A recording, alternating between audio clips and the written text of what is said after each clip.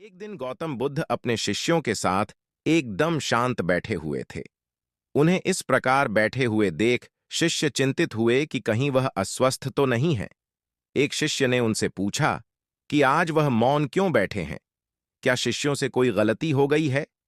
इसी बीच एक अन्य शिष्य ने पूछा कि क्या वह अस्वस्थ हैं? पर बुद्ध मौन रहे।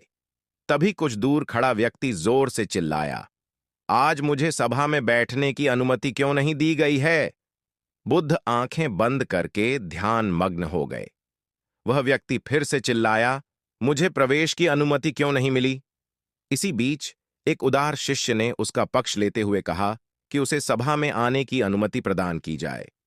बुद्ध ने आंखें खोलीं और बोले, नहीं, वह अछूत है, उसे आज्ञा नहीं दी जा सकती। ये सुनकर शिष्यों को बड़ा आश्चर्य हुआ। बुद्ध उनके मन का भाव समझ गए और बोले, हां, वह अछूत है।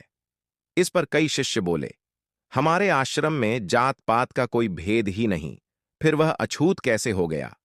तब बुद्ध ने समझाया, आज वह क्रोधित होकर आया है।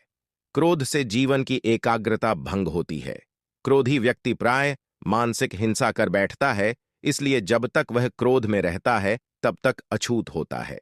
इसलिए उसे कुछ समय एकांत में खड़े रहना चाहिए।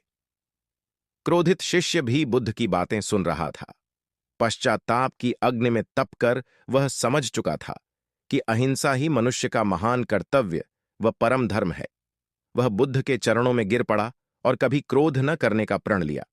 शिक्षा आशय यह है कि क्रोध के कारण व्यक्ति अनर्थ कर बैठता है और पश्चाताप उससे बाद में होता है, जिसका कोई लाभ नहीं मिलता। इसलिए हमें क्रोध नहीं करना चाहिए।